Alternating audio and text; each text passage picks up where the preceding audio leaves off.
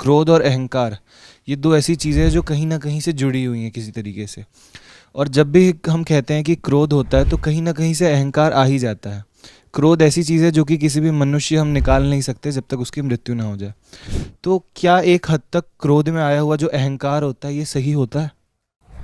मैं आपको एक और बात बताता हूं, सही और गलत जैसी कोई चीज नहीं होती। सब सही है और सब गलत है।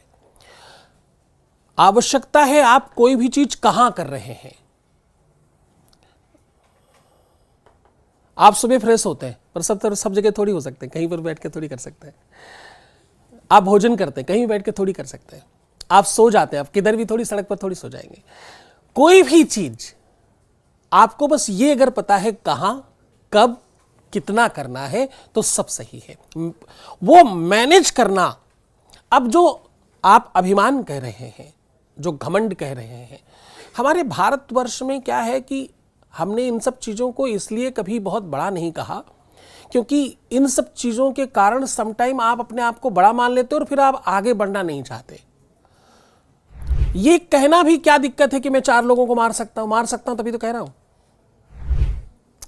कोई भी बात का अभिमान, मैं बहुत सुंदर हूं, मेरी हाइट बहुत अच्छी है, मेरी पर्सनालिटी बहुत बढ़िया है, मेरे हेयर बहुत अच्छे है, मेरा फलानी चीज बहुत अच्छी है, कोई भी चीज है तभी कह पाओगे। अभिमान दुनिया की पहली वो भावना है जो बिना जड़ों के नहीं बनती। जो चीज तुम्हारे पास नहीं होगी उस बात का अभिमान नहीं होगा तुम्हारे में, आ ही नहीं सकता, बोल ही नहीं पाओगे। बोल कर बताओ, कह के बताओ। कोई भी प्रकार का अभिमान आप में है, आपने 4, 6, 10 बार, 50 बार प्रूफ किया है, तब आपके अंदर आएगा। झूठा अभिमान, झूठा दंभ, समटाइम आप शो ऑफ करने के लिए करते हो, बस यही तुम्हारी जानकारी का अभाव है।